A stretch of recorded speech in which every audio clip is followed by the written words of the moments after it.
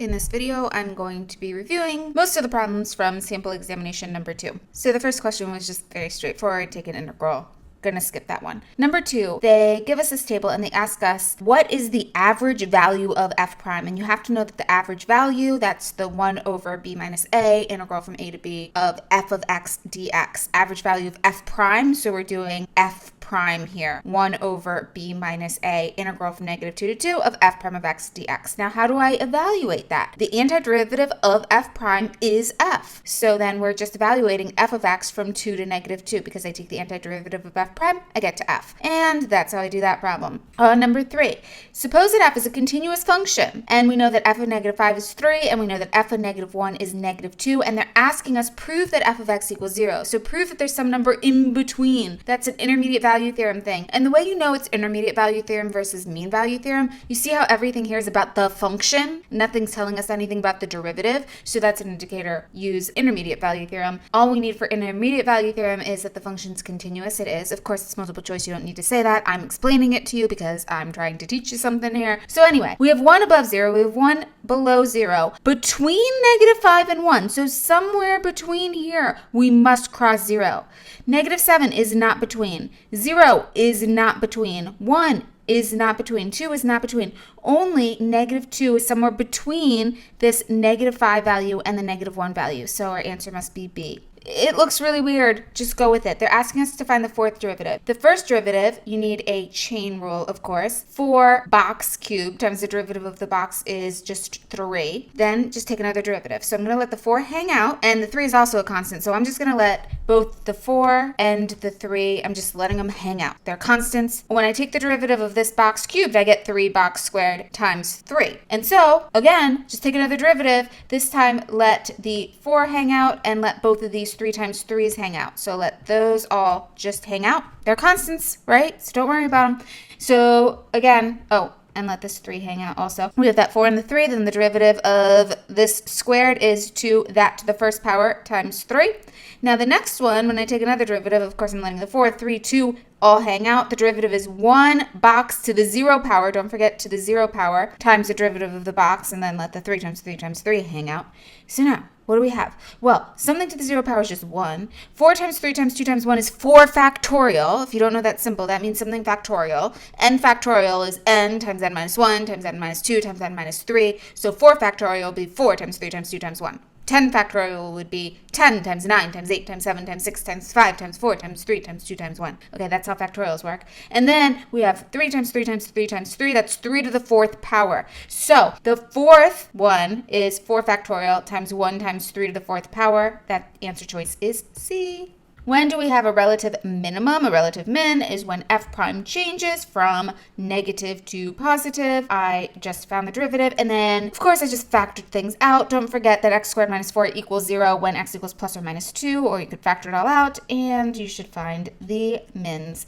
On number 6, the key here is don't forget to simplify first. If you take the antiderivative of this times the antiderivative of this, you deserve to fail. Okay, I'm not even kidding by now. Do not unproduct rule ever. We don't do that in this class. We haven't learned how to do that. The only way to do this is simplify first. So I mean distribute that root x to each term, and then you take the antiderivative.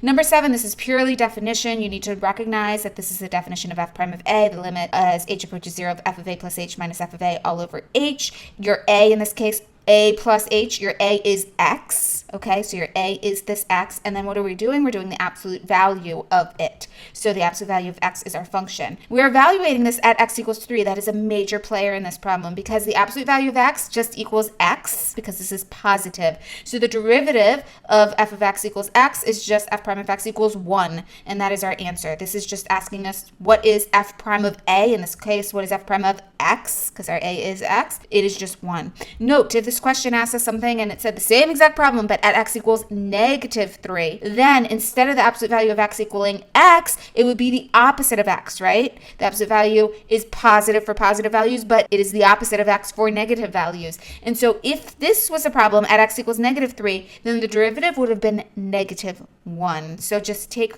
careful note of that. In number 8, read the problem and do each step at a time. So I've really labeled it in steps in this one because it says this function has a horizontal tangent and a point of inflection for the same value of x. What must the value of b B for which that's true. So first of all, let's find the horizontal tangent. We look for where y prime equals 0. So you set y prime equal to 0, okay? So I just did that. Don't worry about the blue quite yet. I'll explain that in a minute. Then the second part is an inflection point. An inflection point is when y double prime changes sign. In order for y double prime to change sign, though, it must go through 0. So all I do is say, when does y double prime equal 0? Remember, if y double prime equals 0, it does not necessarily mean that I have an inflection point. However, if I know that I have an inflection point at, say, 2, then I know that the sign changes at 2. And in order for the sign change, it must go through 0. So while saying that y double prime equals 0 is not sufficient, if I have an inflection point, then yes, I know that y double prime equals 0 there. So I can set y double prime equal to 0 here because I know it's an inflection point there. Now, I notice there's this 2b, and that's why I made it blue. I notice there's a 2b here, and I notice there's a 2b here also. And what I'm going to try and do, obviously, is set 1 equal to 2 because it says it's the same value of x, and I want to find what b is. So basically, I have this 12x squared plus 2b equals 0. So I'm just going to solve for 2b and say 2b equals negative 12x squared. And then I can substitute that in here, plus instead of 2b, I can put in this negative 12x squared. See, I did that right there, times x plus 8 equals 0. And then I can solve for x, and I'll get my x value of 1. Now, be very careful, because of course that value 1 is as an answer choice, but they're asking us for the value of b. And so I have to say, well, I know that 2b equals negative 12x squared, so 2b equals negative 12x squared, and x is 1, so b would be negative 6. So our answer is A in that one. What are the equations of the horizontal asymptotes of this graph? Now, please be careful. So many people miss this type of question on the AP, and it's so silly. Remember, horizontal tangent means what's happening on the ends. So we need the limit as x approaches negative infinity, and we need the limit as x approaches infinity. People very often forget e to the x looks very different on the left and the right. On the left, it's going to 0. On the right, it is going to infinity. So it's going to be different on the left and the right because this is an E question. On the left, again, this is going to 0. So our e to the x is going to 0. So 4 times 0 plus 7 over 0 minus 1. That would be negative 7. But on the right, we have 4 huge plus 7, which is just 4 huge, over huge minus 1, which is just huge. So I have 4 huge over huge, which is 4. So on the left, it's going to negative 7. On the right, it's going to 4. So I have 2 asymptotes at negative 7 and at 4. Don't forget about that. Number 10, they're asking us at how many points does instantaneous rate of change equal the average rate of change? Remember, average rate of change is your algebra 2 brain. Just find the slope. Our instantaneous rate of change is our calculus brain. Find the derivative. So the derivative of e to the x squared, e to the box. The derivative of e to the box is e to the box times the derivative of the box. So the derivative of e to the x squared, e to the x squared times 2x. The average rate of change on this interval, f of 3 minus f of negative 3, all over 3 minus minus 3. This one, 3 squared is 9, negative 3 squared is also 9, so our slope is 0. So then you set them equal to each other. 2x e to the x squared, because I just put that 2x in front, equals 0. 2x equals 0, or e to the x squared equals 0. Now, lucky I just graphed this. Remember, we have this asymptote at 0, so e to the x squared, e to the anything can never be equal to 0 because I have the asymptote at y equals 0, so that can't be, but 2x equals 0 when x equals 0, so it only happens once. Let f be the function given by y equals x cubed. What are the values c that satisfy the conclusion of the mean value theorem? In order to use the mean value theorem, of course, you don't need to write this. Again, I'm just explaining it. But in order to use the mean value theorem, you must show that it is continuous and differentiable. How do I show it's differentiable? Let's take a derivative. A derivative is 3x squared. Well, that is continuous everywhere. So it is continuous and differentiable because we looked at the derivative, and that is also continuous everywhere. So we can use the mean value theorem. The mean value theorem says that the slope equals the derivative somewhere. So what is the slope?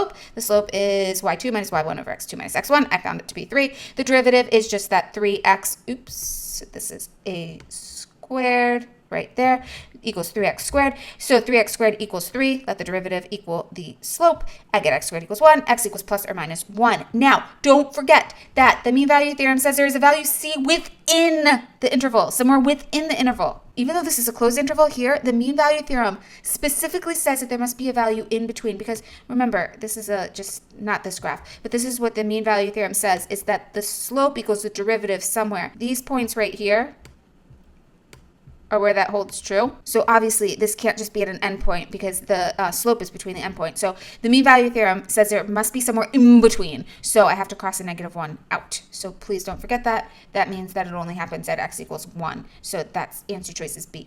On number 12, I just figured out what each of these things were. So I saw I was looking at g of negative 4, g of 1, g of negative 2, and g of 5. So I found g of negative 4, g of negative 2, g of 1, and g of 5. This is going from 1 to x. So 1 is my starting point. Don't forget that. So when I want to find g of negative 4, I go from 1 to negative 4. And then I rewrote that as negative because I wanted to flip this. So I did negative 4 to 1. And then I just let that negative hang out. I found the areas under the curve. So I found this was 1/2 of 2 times 2, which is 2, minus, because I went down here, 1/2 of 1, 2, 3 times 1, so I have 1/2 of 3, and I found negative 1/2 was that value. To find g of negative 2, I did the same exact procedure. Again, I flipped it, and I found that. To find g of 1, the integral from 1 to 1 is just 0, and then to find g of 5, that's the integral from 1 to 5, so I just had one triangle there with a base of 4 and a height of 1, so 1/2 of 4 times 1 is 2, and then I just put them in order, and that's how I got that answer.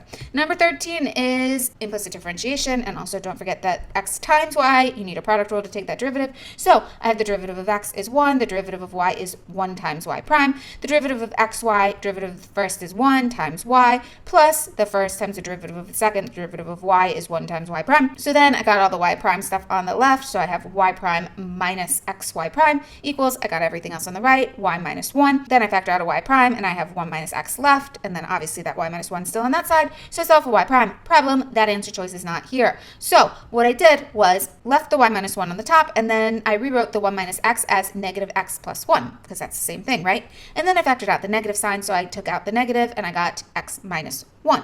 And then I still didn't see that as an answer choice, so I took that negative and I put it on the top, and I distributed it out, so I got negative y plus 1, negative y plus 1 over x minus 1, in other words, 1 minus y over x minus 1, which was an answer choice, so that's how I got that. 14, I kind of looked at and I was like, ooh, that kind of looks like a U sub type thing.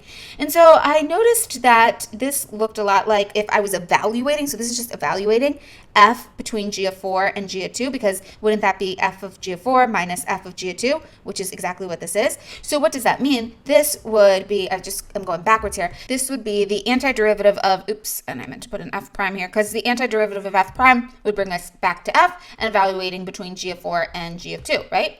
So I went backwards from the way we usually go. Now, I haven't solved things yet, but I think to myself, well, the derivative of f of g of x would be f prime of g of x times g prime of x. And so if my u was this g of x, that means that this g of 2, again, we're going backwards here, we're doing everything backwards, would mean that u equals 2. Because if x was 2, right, then g of 2 is just 2.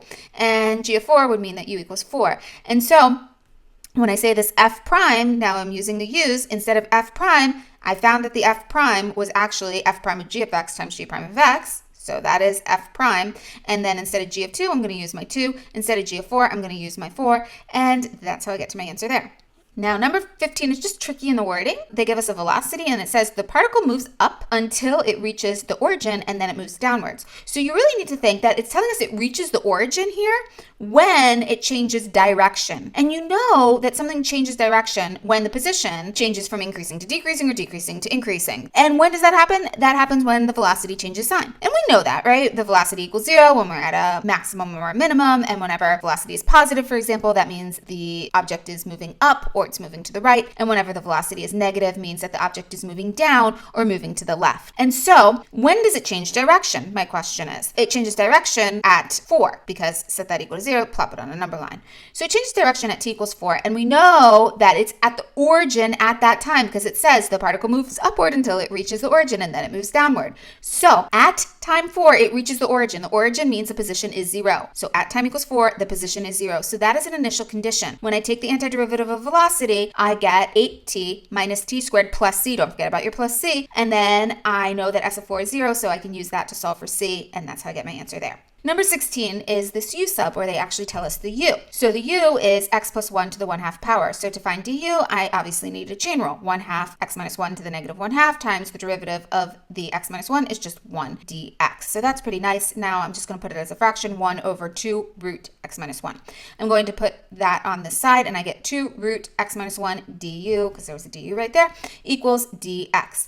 Of course, this is a u side, and I realize that this root x minus 1 is in fact my u. So that works out really nicely. I know that my dx, I could substitute in 2u du.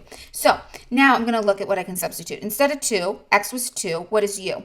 X was 2, u is root 2 minus 1, root 1 is 1. X was 5, u is root 5 minus 1, root 4 is 2. So I go from 1 to 2 now. Now I figured out that dx is 2u du, so I can substitute for that. I know that this right here is my u, but what is this x down here? That's the missing link. So I have to go back to my problem. I know that u equals root x minus 1. So u equals root x minus 1. Square both sides, u squared equals x minus 1. U squared plus 1 is x. So I substitute that in for this x, and that is how I get my answer.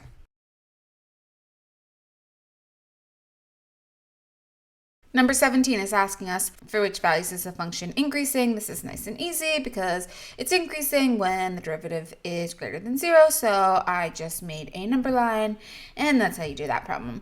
Number 18 really isn't that difficult if you don't let this k intimidate you. So to find the antiderivative, you just go about your normal business and let the k hang out. So the antiderivative of kx squared, for instance, would be add 1, that's a 3, and divide by that. So 1/3 x cubed, and then that k just hangs out and multiplies by it. The antiderivative of 2k, what is the antiderivative of 2? 2x. So that k is just a constant, just tack it on there. And so that's how I did that problem.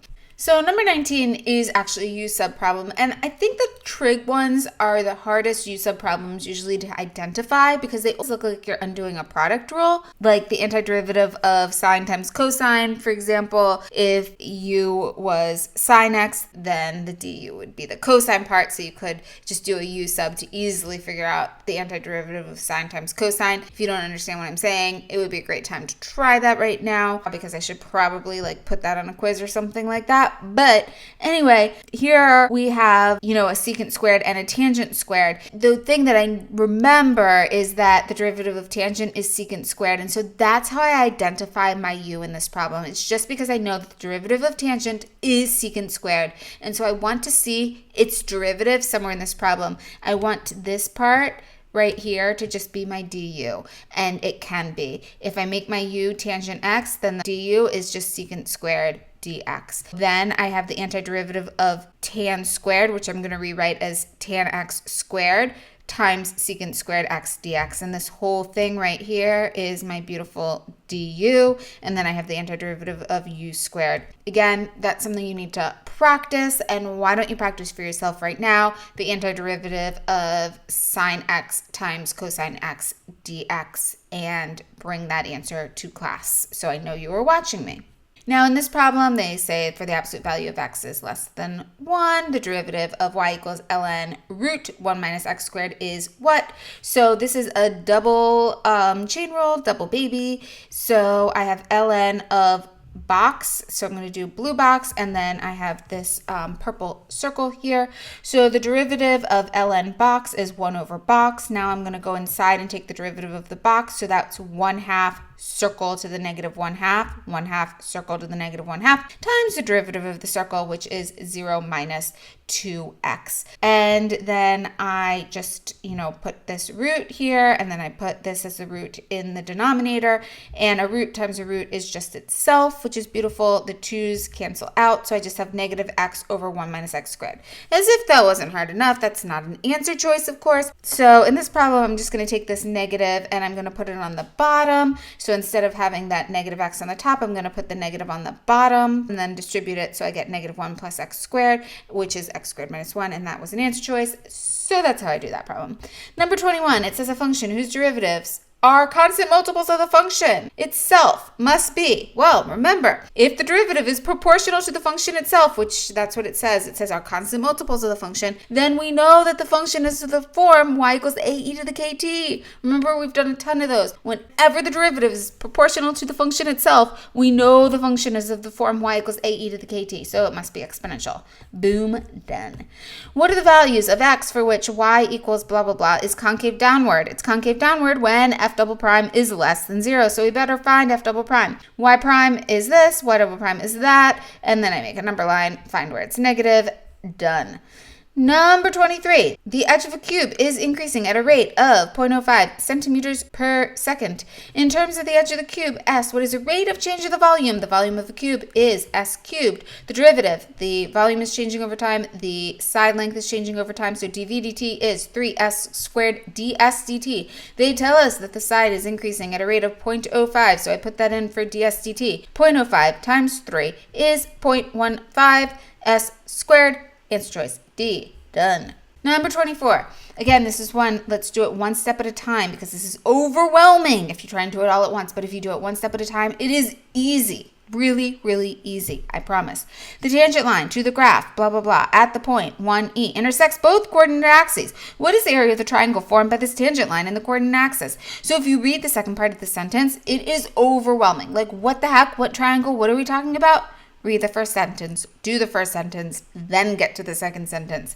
So, what do I mean? It says the tangent line. So let's find the tangent line. They give us a point. To find a tangent line, we need a point and we need a slope. What is the slope? The slope of e to the 2 minus x is e to the 2 minus x times the derivative of 2 minus x, which is negative 1. So negative e to the 2 minus x. Remember, we need the slope at the point. So the slope at 1, just put in a 1, and I get negative e. No calculator? Don't sweat it. Tangent line, y minus y1. So y minus e equals slope, which is negative e, times x minus 1. Now look at what beautiful stuff is going to happen here. I go ahead and put that e over on this side, and then I'm going to distribute. So I have negative ex plus e, negative ex plus e, plus another e. So I have two e's. Great. Found the equation of the tangent line.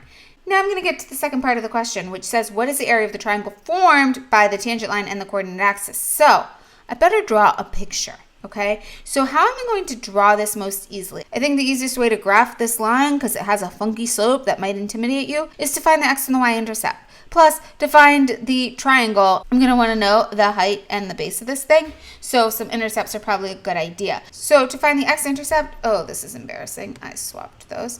This is the y-intercept, and this is the x-intercept. So to find the y-intercept, you let x equals 0. So we get y equals 2e. So that is the y-intercept. To find the x-intercept, you let y equals 0. So you get x equals 2. Because see, I put the ex over there, and I get ex equals 2e. So the e's are the same, so the x's have to be the same. So the x should be 2. Then to find the area of the triangle, I just have 1/2 the base times the height. So 1/2 2 times 2e. And the answer is 2e. For number 25, this is the graph of g, and g is the antiderivative from negative 2 to x of f of t dt, and they give us the graph of f. How many points of inflection does the graph of g have? Points of inflection where g double prime changes sign. So what is g double prime? G prime, the derivative of the antiderivative, brings us to the function itself, evaluated at that x. And since it's just an x, I don't have to chain anything because the derivative of x is just 1.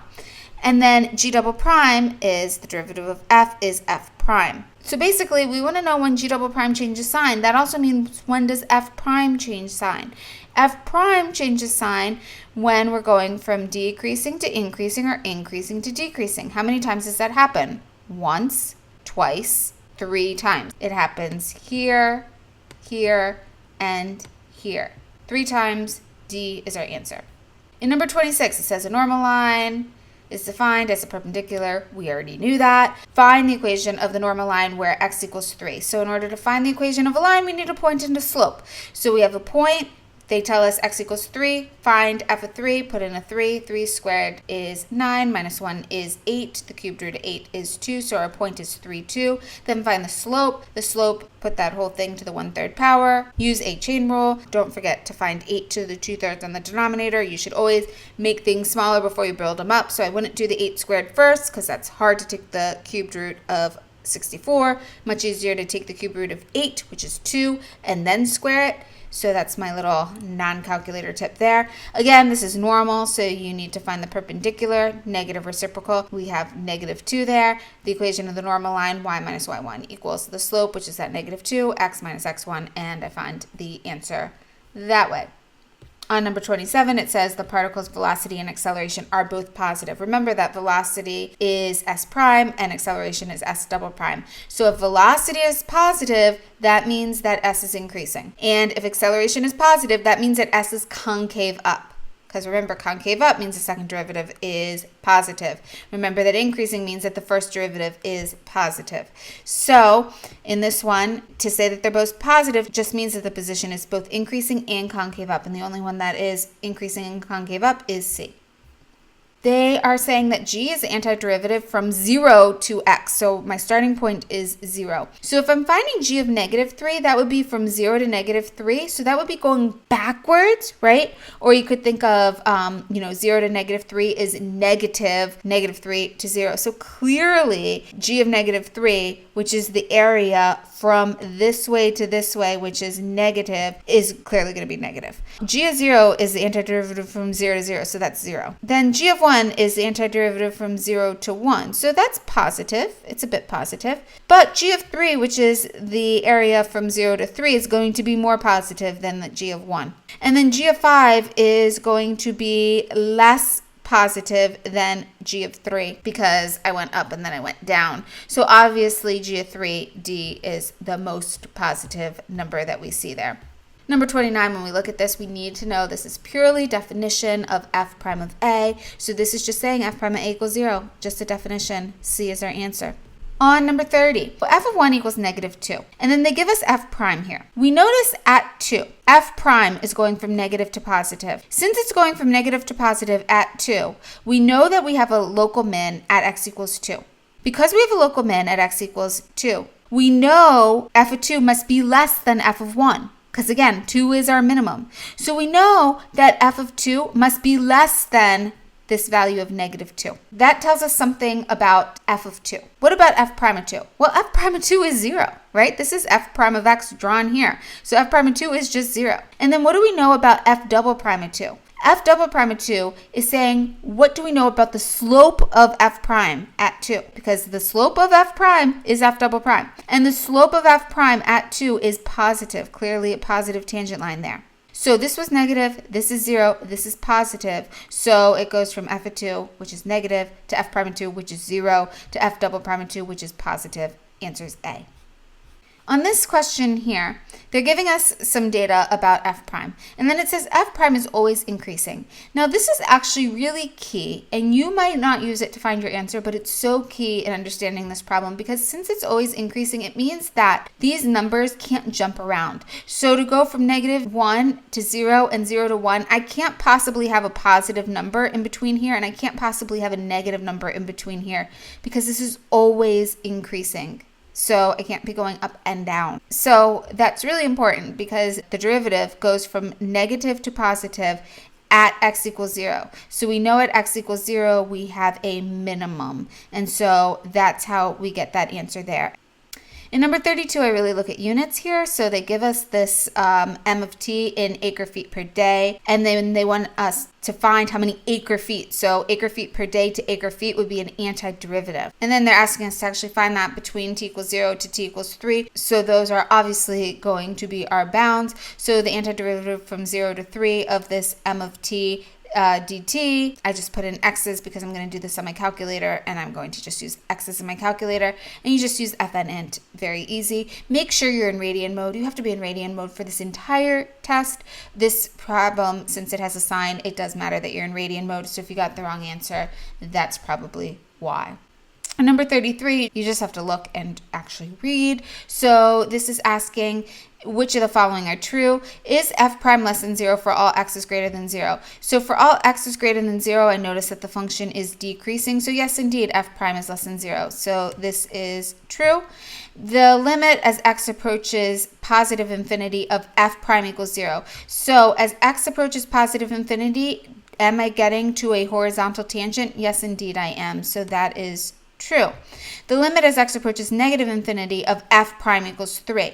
No, the limit as x approaches negative infinity of f of x is 3. But the limit as x approaches negative infinity of f prime, again, this is leveling off, so this is actually equal to 0. So this one is not true. So 1 and 2 are the only answers, and so I choose D. For number 34, they are giving us g is the antiderivative of f of t. And they want us to find which of the following could be f prime of x. So if g is the antiderivative of f, then G prime is f of x, and G double prime is f prime. And they want to say something about f prime. So they want us to say something about G double prime. See that relationship there? So this is the graph of G. And so remember, the relationship between G and G double prime is that I can tell you stuff about concavity, because if G double prime is greater than 0, concave up. If G double prime is less than 0, concave down. So whenever it's concave down, I know G double prime is less than 0 on this green region, and then right here in this region right here, it's concave up. So I go concave down, concave up, concave down. So G double prime would be negative, positive, negative. And the only one that is negative, positive, negative is B. So that must be our answer. Again, remember, they're asking us to tell us something about f prime. They give us the graph of G, but they tell us G is the antiderivative. So I just use this to find G prime, and then I want to find f prime because that's what the question's asking about. G double prime and G, the relationship is that if G double prime is greater than 0, we know G is concave up. So I just use all that information to find my answer. Number 35, they are giving us S of t in the graph. And where does the acceleration first become negative? So, same type of thing, because acceleration is negative. Acceleration, remember, is the second derivative of position. So s prime prime is equal to the acceleration. So the acceleration would be negative. So this would be less than 0. When s double prime is less than 0, s double prime is less than 0, means that s is concave down. So when does it first become concave down? That's at C. So that's our answer there. On number 36, you really need to graph this on your calculator. So it says, here's f prime. What is an absolute minimum? So the first thing we can do is we can find a relative minimum. And a relative minimum, since this is f prime, is just when the graph changes from negative to positive. So I graphed f prime on my calculator, and I found that it goes from negative to positive at this 0.618, which is great. But then I must check the endpoints because it's asking for an absolute minimum. So I didn't actually evaluate the endpoints. I just looked at the graph. So since this is f prime, and I know that f prime is negative from 0 to 0.618, I know that the function must be going down, right? Because if f prime is negative, that means the function is decreasing. So it actually went down a bit. So I know from 0 to 0.618, my graph went down. So at this moment in time, I know that 0.618 is smaller than 0. Then what happens is it's positive for a bit, so I know that my function goes up a little bit. And then it goes down like a humongous amount. So obviously, G of 5 is going to be my absolute minimum. It is much, much smaller value than the 0.618. So this one's tricky because it's absolute, and you might have found your local at 0.618, and you might have been really proud of yourself that you found your answer. But no, absolute is at 5 because it went down a ton between 2 and 5. Again, I can say it went down because f prime is negative, a huge amount negative actually in this region. In number 37, they want us to find f prime of 4. To find f prime of 4, I see that it's straddled on both sides, and I just find the slope between 3.99 and 4, and then 4 and 4.001. I found each of those slopes, which actually were both 2.34, and then I averaged them, and that is the best way to find when you have data points on both sides and you want to find the instantaneous rate of change at some point. You just find the slope with one smaller and one bigger, and then you average them. And that's that answer. Now in 38, this is something that you need to memorize. So please try and memorize it now because this could be on the non-calculator section. And it is a formula that you absolutely need to know. You need to know that the limit as x approaches 0 of sine x over x is 1. So memorize that. So knowing that, they're asking us to find the value of k to make this continuous at x equals 0. So continuous, 1, 2, 3. The limit from the left, I use this top equation. So the limit from the left of sine x over x is 1 by the definition. The limit from the right, I use this same equation because this is for all values x does not equal 0. So from the left and the right, I would use the top equation. And then obviously f of 0 is just k because I use the second equation for that. So whenever 1 equals k, it's continuous. So k equals 1. On number 39, I have to graph this first, and then I'm going to just highlight things. So my red graph is the cosine one in this case. So cosine is red, and my blue one is the sine of 3x. So now they want to know which one's the greatest value. So the integral from 0 to a, cosine minus sine. So that is red minus blue. That's going to be a positive number. Oh, and what is my a? This intersection point is a, this intersection point is b. That's just what they tell us. They say that these are the intersection points. So from 0 to a, we have a positive value. Now let's look from a to b. From A to B, that's right there. So blue minus red, that is also a positive value because the blue is on top of the red. And this is actually a bigger value because the area, this means the area between the region. So the area of this region is obviously bigger than the area of this region. So I'm going to eliminate A because B is bigger. Now, I'm looking from B to C, so that's from B to C of blue minus red. So here, red is on top. So this is going to actually be a negative value, right? Because blue minus red this is smaller minus bigger. So that's going to be a negative value. So I'm going to cross that one out. A, B, C. So now I'm going from C to D of red minus blue. So again, the blue is on the top for that one. So that's going to be a negative value. So I'm going to cross that out. Now let's look again at the C to D, but now we're looking at the blue on the top. And it's at this moment in time that I'm realizing that the answer to B and E are exactly the same. And this is a different answer choice than I found originally. So I must have graphed something wrong. Let's take a look at the graph again. Okay, so this is what we were actually supposed to be looking at. Again, the cosine is the red. And so I have a positive here, and then this next region is actually a bit more positive. So again, I'm going to cross out my A, and I'm left with answer choice B. And then my next interval is saying from B to C, and then I have blue minus red. So blue minus red, they look about identical, so I'm not going to cross anything out. Now let's look at D, which is C to D and red minus blue. So A, B, C to D, red minus blue. That's a pretty huge region there. So I'm going to knock out this answer and knock out that answer because this region is clearly smaller than this region here. So keep this, knock those guys out.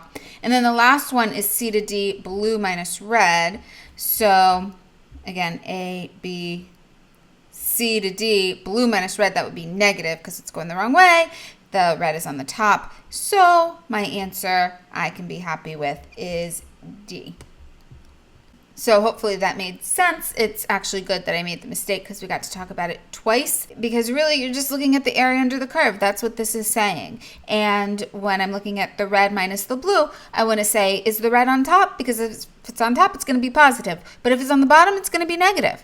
So that's all that is. Number 40 is purely a calculator question. So take out your calculator and let's do this. We want to get really fluid at using our calculator, and this is asking us to find the derivative so we get to practice and deriv. So what I did here was I put tan 3x in my y1, and then I graphed it within the window, which is 0 to 1.5 in this question, and I found the 0 by doing second calc and finding the 0. Of course, I went a little bit to the left, a little bit to the right, and I found my 0. So then the question tells me that it has 1, 0, which is what I just found, and then they want us to find the derivative at that point. So I'm going to press second quit to go to my home screen. I'm going to store that value, that intersection point that I found, and then I want to find the derivative of that point. So I'm going to just use math 8, which is nderiv. I want to find the derivative with respect to x, so put that there, of my function, which is in y1. So put y1 at that 0 that I just found, and that's it. That's how I found my answer. Number 41, they are asking us to find a Riemann sub with midpoints. So midpoints, I need to stretch my intervals because I need data points in the middle. So the width is 2, the middle is 0.25, plus 2 times the middle is 0.68, plus 2 times the middle is 0.95. That was pretty simple. The derivative of the antiderivative, fundamental theorem of calculus, is the function itself, but we do need to chain in this one. So we put in the x cubed, and I like to circle it because when I put in the x cubed there, don't forget to also chain it. Then I'm going to use my purple, so I just put in the x there, and then I also chained it, which is just 1. You know, with fundamental theorem of calculus, we're so used to like dropping off the bottom because it's usually a constant there, and so when I chain a constant, that's 0. But don't forget, this one has an x on the bottom, so use it. A tank is being filled with water at this rate, gallons per hour. If the tank is originally empty, so the volume at time 0 is 0, how many gallons of water in the tank after 4 hours? So they want us to find V of 4. So they're giving us something about V of 0, and they're asking us to find V of 4. So those are our bounds of integration. We're going from gallons per hour to gallons, the amount, so we are taking an antiderivative. I just put this straight up in my calculator and did an FN int. This is actually one you could do by hand, but I got 1600 here. And so the antiderivative of, this was our V prime, obviously. The 300 root t is the rate that it's being filled out. So that's our rate, or our V prime. Here I'm using V for volume, so V prime would be our rate. And the antiderivative of V prime is just V of 4 minus V of 0. V of 0 is simply 0, so V of 4 is just 1600. That one's nice and easy. Number 44, again, is a calculator problem. They give us y equals x and y equals 2 sine x, so you go ahead and draw it, and they want us to revolve it around the x-axis here. So obviously we're dealing with a radius outer and a radius inner, so the longer line is the 2 sine x minus 0, 2 sine x minus 0, and the radius inner is just that x minus 0. So pi radius outer squared minus pi radius inner squared, and our bounds are from 0 to this intersection point, which I just did second calc intersect, and then I stored that value in my A, and I just used FN int on my calculator to get that answer. Number 45. So I did all the red stuff first, and then I went back and did the purple stuff. So this is asking us here the nth derivative, and you should recognize that we've done a lot of that, like d squared y over dx squared, and we notice that as the second derivative. So you need to be familiar with this notation that they do tell you the nth derivative of y with respect to x. So just take some derivatives.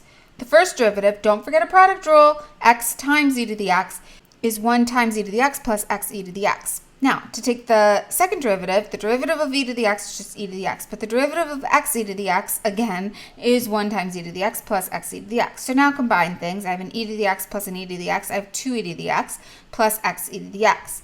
Then I take a third derivative. So the derivative of 2e to the x is just 2e to the x, but the derivative of x e to the x requires another product rule. It's that same thing, that e to the x plus x e to the x. Then I have 2 of them plus 1 of them. I have 3e to the x plus x e to the x. Now, I want to find a general form for this thing. And I noticed that I could pull an e to the x out. When I pull an e to the x out, I have a 1 plus x left. When I pull an e to the x out of this, I have a 2 plus x left. When I pull an e to the x out of this, I get a 3 plus x left. This is the second derivative, I have a 2. This is the third derivative, I have a 3. So the nth derivative, I would have n plus x. So that's just n plus x times e to the x. C is my answer in that one. And I think that's about enough for this lesson. Bye.